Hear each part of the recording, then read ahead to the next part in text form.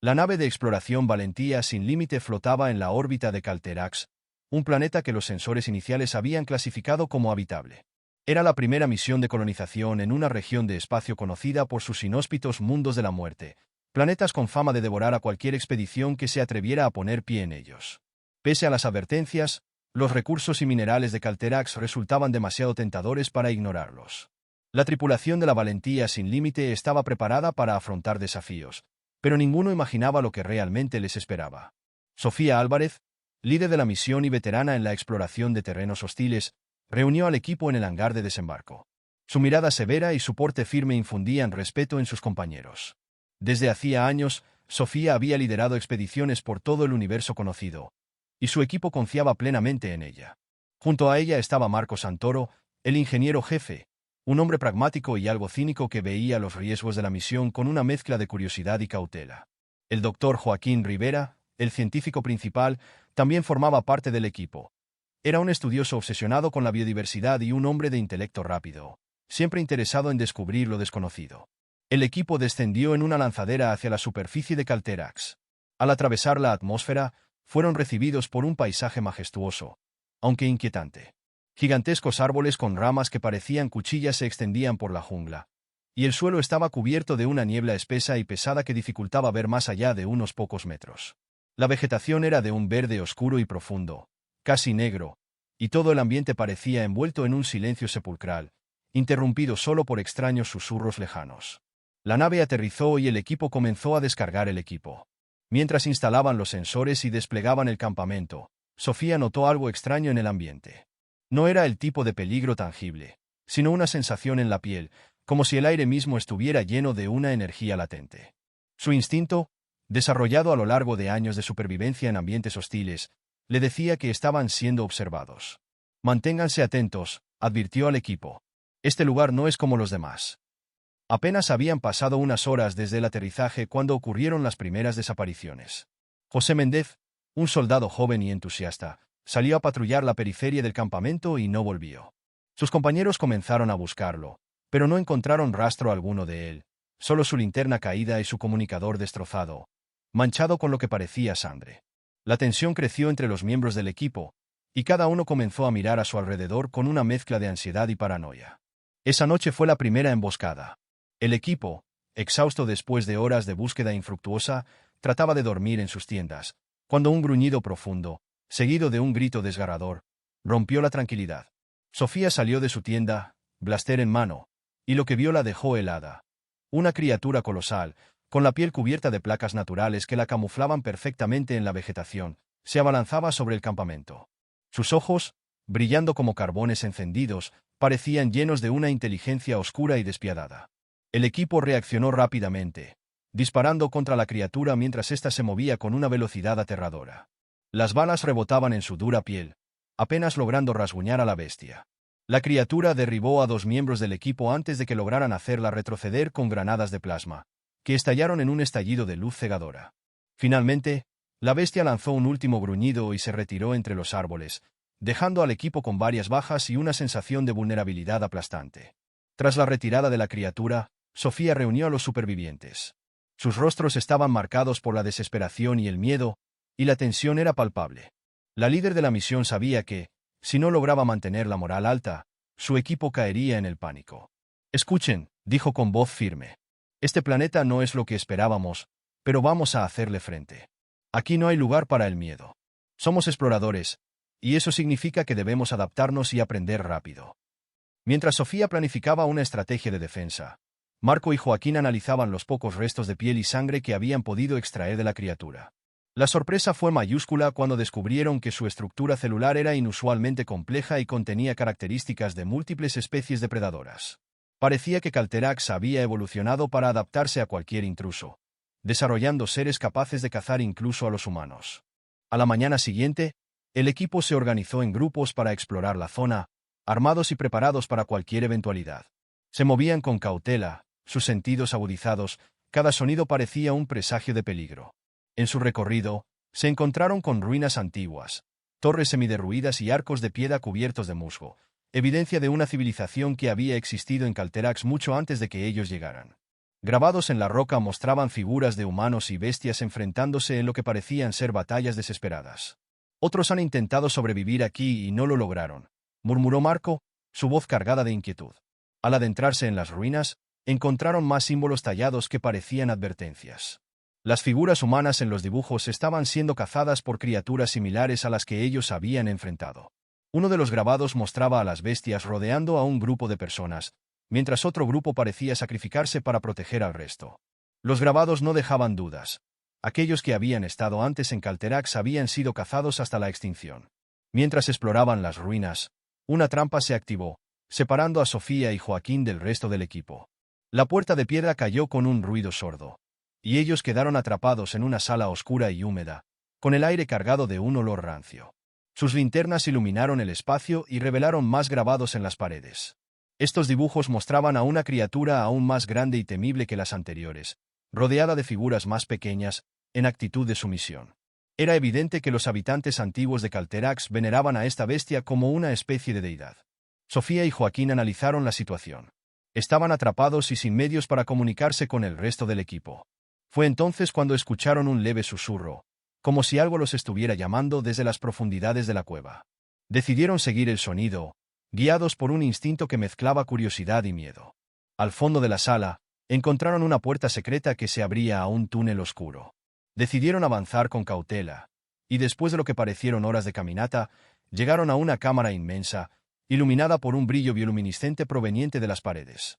En el centro de la cámara, un enorme capullo latía con una energía casi palpable. Joaquín, fascinado, se acercó para examinarlo, y en ese momento, escucharon un ruido desgarrador que venía del túnel por el que habían entrado. «Tenemos que salir de aquí», susurró Sofía, mientras la cámara parecía vibrar bajo sus pies. Sin embargo, el capullo comenzó a moverse, y una criatura gigantesca emergió, alzándose sobre ellos. La criatura tenía una mirada inteligente, casi calculadora, y Sofía supo al instante que no era un simple depredador. Esta bestia era la esencia misma de Calterax, el guardián de sus secretos. Ella y Joaquín comenzaron a retroceder, pero la criatura avanzó lentamente, como si estuviera evaluando su reacción. Fue entonces cuando Sofía sintió una oleada de comprensión. Calterax era un planeta diseñado para defenderse de intrusos como ellos. El equipo restante en el campamento estaba devastado tras la desaparición de Sofía y Joaquín.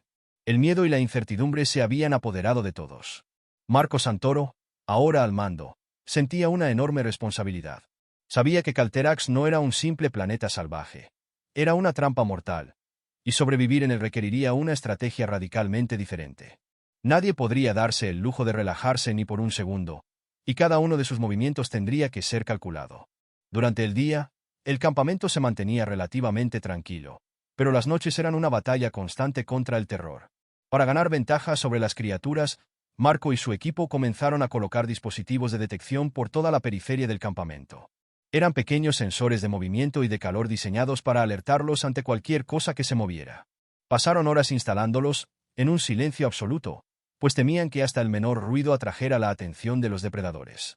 Sabían que estaban rodeados, y que cualquier paso en falso podría ser el último.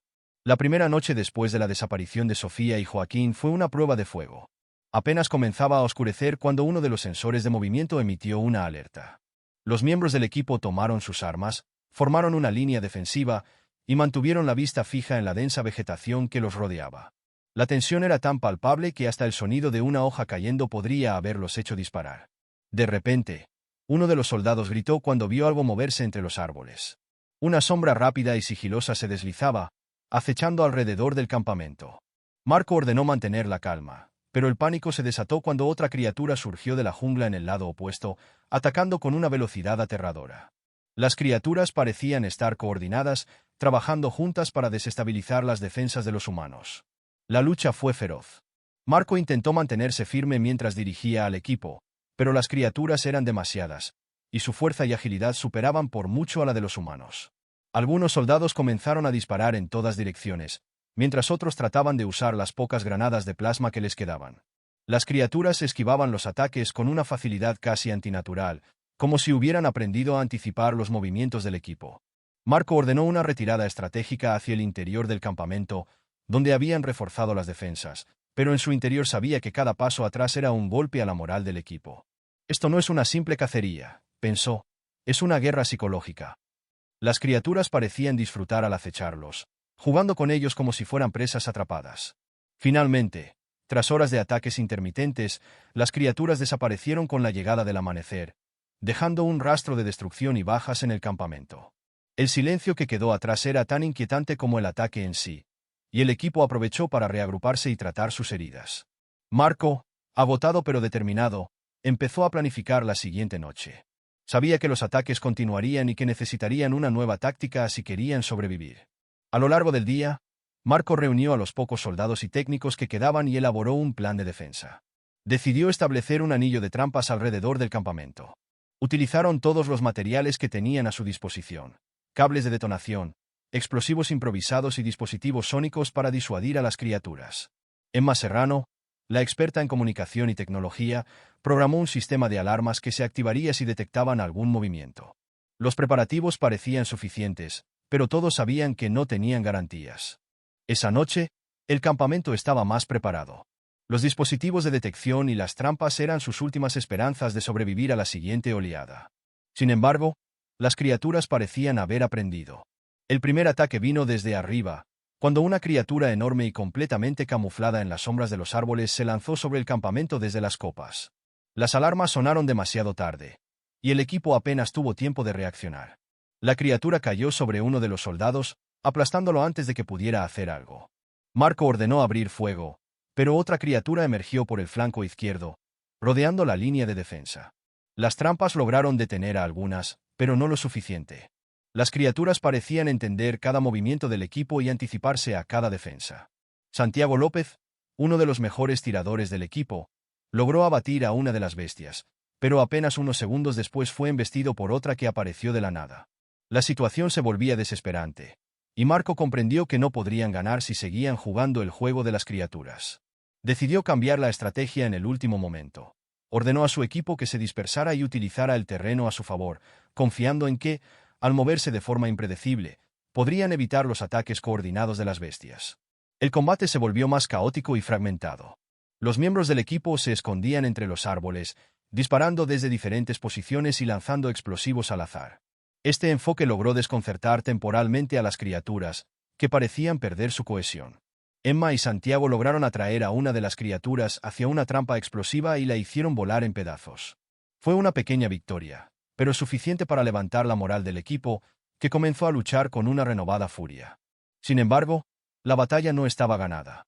Las criaturas no se retiraron, sino que cambiaron de táctica, adaptándose rápidamente al nuevo estilo de combate de los humanos. Los depredadores acechaban con mayor cautela, evitando las trampas y buscando rodearlos. Fue en ese momento cuando Marco comprendió que estas bestias no eran simples animales salvajes. Actuaban con una inteligencia fría y calculadora, como si estuvieran siendo guiadas por algo o alguien. Finalmente, cuando parecía que la situación estaba a punto de desbordarse, una figura apareció entre los árboles. Era Sofía, acompañada del doctor Joaquín Rivera. Ambos estaban cubiertos de heridas y polvo, pero su expresión era decidida. «Retrocedan al campamento y cierren el perímetro», gritó Sofía. El equipo, sorprendido y aliviado, obedeció al instante, abriendo una última línea defensiva. Una vez dentro, Sofía y Joaquín les explicaron lo que habían descubierto en las ruinas. Estas criaturas eran producto de una antigua tecnología, una bioingeniería avanzada que las hacía adaptarse y coordinarse para proteger el planeta. Según Joaquín, había algo en el centro de las ruinas que podría ser la clave para detener los ataques, una especie de emisor que mantenía a las criaturas en un estado de alerta constante. Sofía tomó el mando nuevamente y, junto con Marco, trazaron un nuevo plan. Esta vez, no solo se defenderían, atacarían. Dividieron al equipo en dos grupos. Uno liderado por Sofía, que se infiltraría en las ruinas para intentar desactivar el emisor, y otro liderado por Marco, que se quedaría en el campamento como señuelo para distraer a las criaturas. La noche siguiente fue una batalla infernal. Las criaturas atacaron con una violencia y una ferocidad sin precedentes, pero Marco y su equipo resistieron con todas sus fuerzas, sabiendo que su supervivencia dependía del éxito de Sofía. Mientras tanto, Sofía y su equipo avanzaban en silencio por la jungla, esquivando a las criaturas con habilidad y astucia. El camino hacia las ruinas era un campo de obstáculos, con trampas naturales y señales de antiguas batallas. Finalmente, Sofía y Joaquín llegaron a la cámara donde habían encontrado el emisor.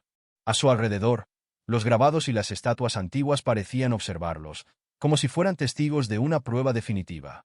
Joaquín trabajó rápidamente para intentar desactivar el dispositivo, pero entonces, una última criatura, mucho más grande y temible que todas las anteriores, apareció para proteger el emisor. Sofía y el equipo lucharon con desesperación, usando todo su armamento y recursos restantes. La batalla fue brutal y rápida, y muchos cayeron en el intento. Al final, Sofía, gravemente herida, logró lanzar una última granada de plasma contra la criatura, hiriéndola lo suficiente para que Joaquín tuviera unos segundos de ventaja. El científico, con manos temblorosas y sudor en la frente, logró finalmente desactivar el emisor. Un silencio abrumador llenó el lugar. Las criaturas que estaban atacando el campamento parecieron detenerse de golpe, como si una fuerza invisible las hubiese dejado sin energía. Marco y su equipo, exhaustos pero victoriosos, comprendieron que algo había cambiado. Sofía, apoyada en una roca, miró a Joaquín con una leve sonrisa. Sabía que habían ganado una batalla imposible, pero que Calterax había sido diseñado para desafiar a cualquier intruso. El silencio en Calterax era inquietante, casi ominoso. Después de desactivar el emisor en las ruinas, Sofía y Joaquín se dieron cuenta de que el comportamiento de las criaturas había cambiado. Ya no parecían coordinadas ni agresivas. En lugar de eso, se movían lentamente, sin rumbo, como si hubieran perdido su propósito. Sofía, exhausta y herida, se desplomó al suelo, mientras Joaquín trataba de estabilizarla. Mientras tanto, en el campamento, Marco y el resto del equipo observaban con una mezcla de alivio y desconcierto. Las criaturas simplemente se habían retirado, como si algo fundamental en su naturaleza hubiera sido apagado. El equipo sabía que esto les daba una ventaja temporal, pero también que no podían confiar en que duraría para siempre. Calterax era un planeta hostil, diseñado para rechazar cualquier presencia externa, y algo en el ambiente les decía que la paz era solo temporal. Marco envió un mensaje de emergencia a Sofía y Joaquín, y ambos respondieron indicando que estaban de camino de regreso al campamento. Con cada paso que daban hacia la seguridad del campamento, el paisaje se volvía más extraño y surrealista. La vegetación parecía haber cambiado sutilmente. Los árboles tenían colores más oscuros y las hojas parecían desprender un brillo tenue, como si observaran a los intrusos. Este cambio en el ambiente les hizo pensar que Calterax estaba reaccionando al desactivarse el emisor. Finalmente, tras horas de camino y lucha constante por mantenerse despiertos, Sofía y Joaquín llegaron al campamento, donde el equipo los recibió con alivio. Marco los condujo rápidamente a la tienda de primeros auxilios, y mientras uno de los médicos trataba las heridas de Sofía, ella y Joaquín comenzaron a contar lo que habían descubierto en las ruinas. «Este planeta es una fortaleza biológica», dijo Joaquín, con los ojos cansados pero llenos de una extraña fascinación. «El emisor que desactivamos era parte de una tecnología que controlaba a las criaturas y las hacía actuar de manera coordinada. Está claro que alguien o algo diseñó Calterax para ser un sistema de defensa, un planeta que actúa como guardián de sí mismo». El equipo escuchaba en silencio, procesando la revelación. Sofía continuó explicando que las criaturas no solo eran depredadores salvajes, sino organismos diseñados para adaptarse y evolucionar con rapidez, capaces de aprender y anticipar las estrategias de sus enemigos. Es como si alguien hubiera querido proteger algo aquí. Algo tan importante que decidieron convertir el planeta entero en una trampa mortal, añadió. Entonces, Marco planteó la pregunta que todos temían. ¿Proteger qué? Joaquín respiró hondo antes de responder. No lo sabemos con certeza. En las ruinas, encontramos indicios de que aquí había una civilización antigua, quizás una de las primeras en el universo. Quizás crearon estas criaturas para proteger sus secretos, o tal vez el planeta mismo es su legado. Lo que está claro es que nuestra presencia aquí representa una amenaza para su propósito, sea cual sea. Ante estas revelaciones, el equipo se dio cuenta de que enfrentaban una decisión imposible. Podían intentar abandonar Calterax ahora que las criaturas parecían inactivas, o aventurarse más profundamente en el planeta para descubrir qué era lo que guardaba con tanto celo. Tras un debate intenso, Sofía decidió que el objetivo de su misión debía cumplirse. Descubrir los secretos de Calterax, no solo para la humanidad, sino también para entender el origen y propósito de este mundo de la muerte. La expedición final se organizó al amanecer. Sofía, Marco, Joaquín y un pequeño grupo de soldados se prepararon para adentrarse en el corazón de Calterax. El resto del equipo permaneció en el campamento, encargándose de los preparativos para una posible evacuación. Sabían que la misión era arriesgada, pero todos compartían una mezcla de curiosidad y necesidad de desentrañar el misterio. El camino hacia el interior del planeta era cada vez más extraño y hostil. Las criaturas, aunque inactivas, parecían vigilarlos desde las sombras, como si esperaran el momento exacto para atacar de nuevo. El ambiente se volvía más oscuro y denso, y el aire parecía cargado de una energía casi tangible que hacía que sus corazones latieran más rápido.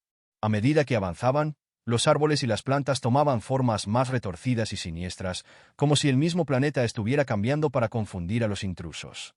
A medida que se acercaban al epicentro de las ruinas, el equipo comenzó a notar estructuras aún más antiguas y colosales que las que habían encontrado antes. Había enormes pilares de piedra tallados con símbolos arcanos que parecían narrar una historia de épocas pasadas.